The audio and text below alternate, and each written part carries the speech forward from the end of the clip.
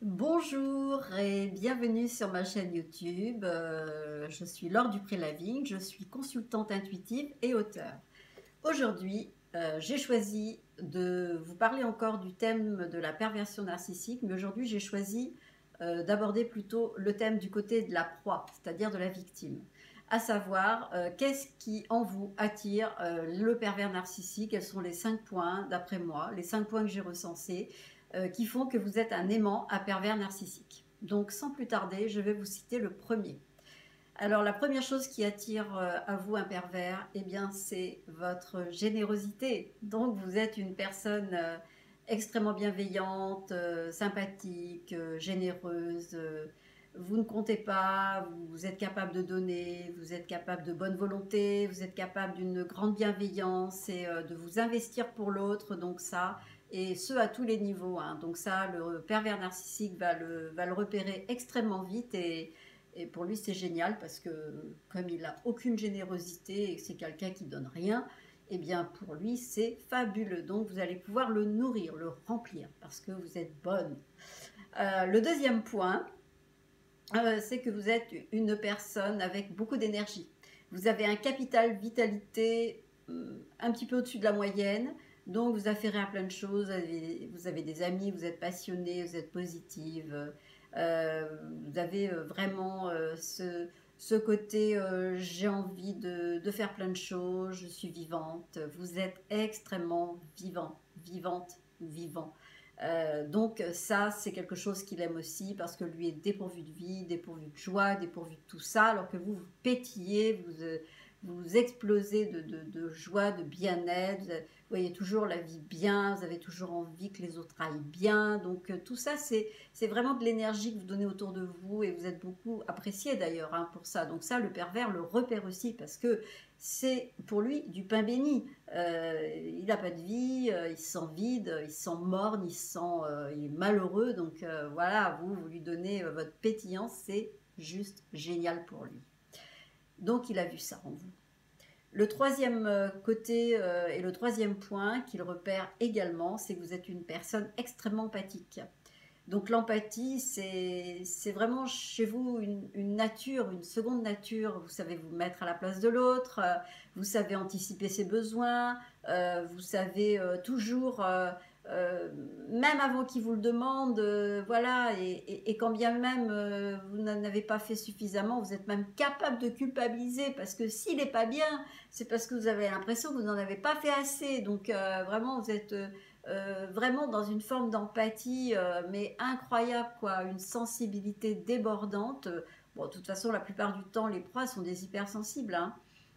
Donc, elles savent vraiment se mettre à la place de l'autre. Et puis, quand elles aiment, eh bien, elles donnent d'elles-mêmes.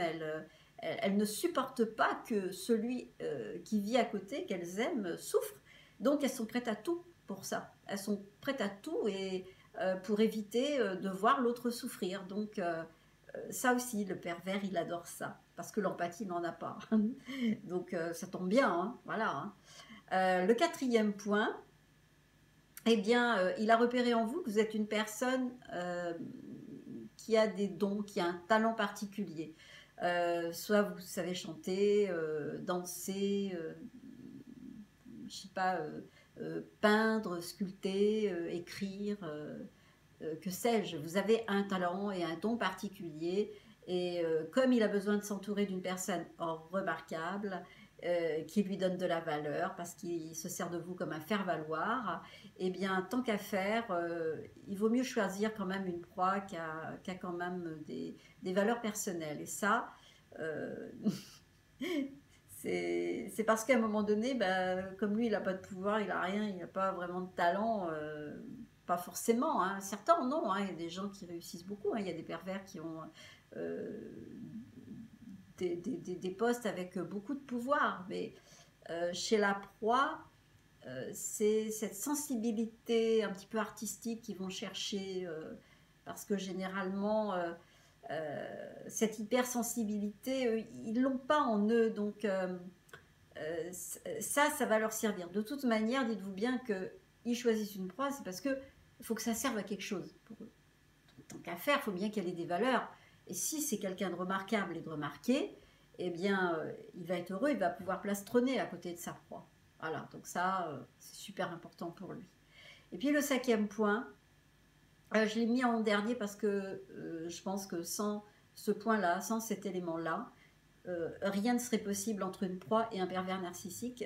Ils vont s'attirer mutuellement parce que tous les deux, ils ont un point commun, c'est qu'ils ont une faille narcissique.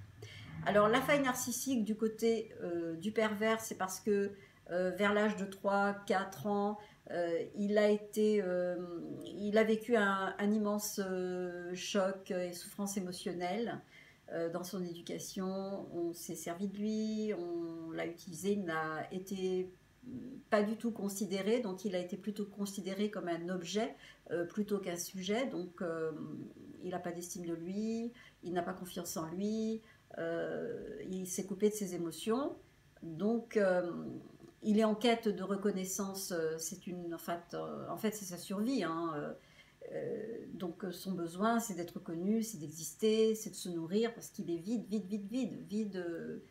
vide, c'est un puissant fond, c'est un vide abyssal, c'est terrible, c'est une terreur pour lui.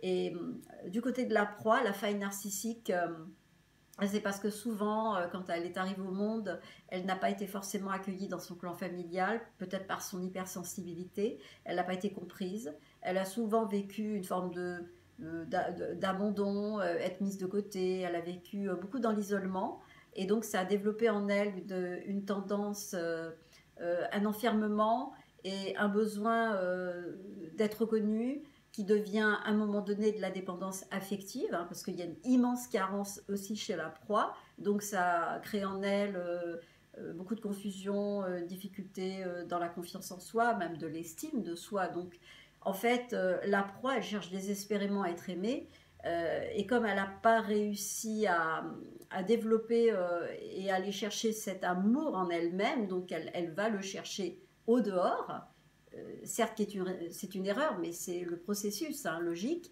Elle va chercher dehors et qui elle va trouver, le pervers narcissique qui ne va lui faire que lui renvoyer en fait l'image qu'elle a vécue dans son éducation, de la souffrance affective qu'elle a vécue.